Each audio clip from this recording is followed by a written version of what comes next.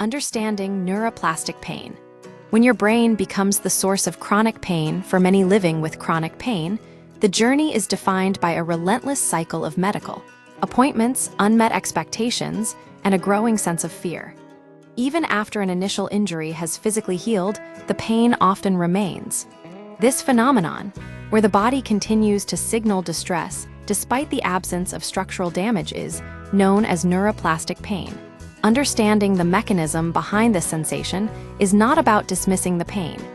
It is about recognizing that the source has shifted from the tissue to the nervous system. The difference between acute and neuroplastic pain. To understand how chronic pain persists, we must distinguish between two different types of pain signals. Acute pain.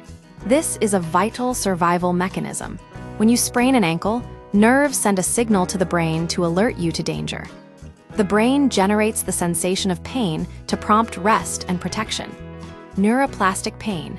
This occurs when the brain's alarm system becomes stuck in the on position.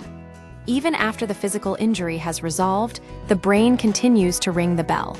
In some cases, the brain can even trigger pain in response to stress or emotional shifts, without any physical injury occurring at all. Research suggests that up to 85% of all chronic pain is neuroplastic in nature. This means that for a vast majority of sufferers, the pain is being driven by neural pathways rather than ongoing tissue damage. Identifying the pain-fear cycle, the relationship between pain and fear, is a feedback loop.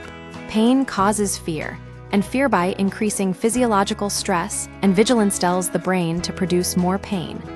You may be caught in this cycle if you experience the following: pain that persists long after an injury should have healed, pain that spreads to different areas of the body over time, pain that fluctuates or comes and goes without a clear physical trigger, a history of chronic symptoms such as migraines, fibromyalgia, or back pain that do not respond to traditional structural treatments, pain that coincides with periods of high emotional or psychological stress.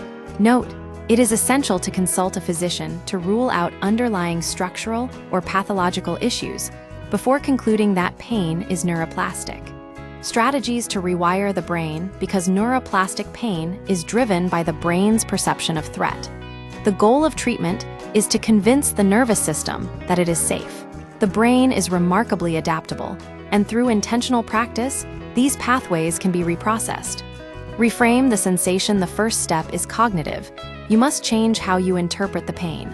Instead of viewing a sensation as damage, view it as a faulty alarm. When pain arises, practice mindfulness by acknowledging the sensation without panic. Affirming to yourself, "This sensation is uncomfortable, but it is not dangerous," helps lower the brain's threat response. Combat avoidance. When we fear pain, we naturally begin to avoid certain movements or activities. This guarding behavior reinforces to the brain that those activities are indeed dangerous, which keeps the pain cycle alive. Gradual exposure.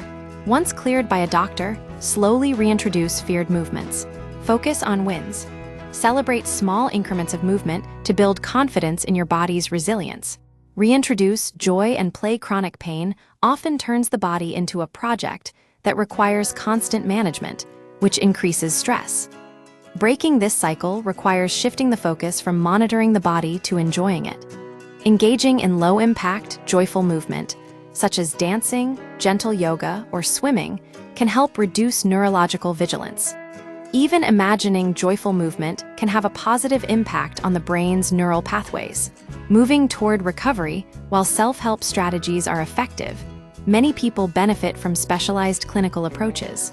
Pain reprocessing therapy, PRT, has been scientifically shown to significantly reduce or eliminate symptoms of neuroplastic pain by helping patients retrain their nervous systems.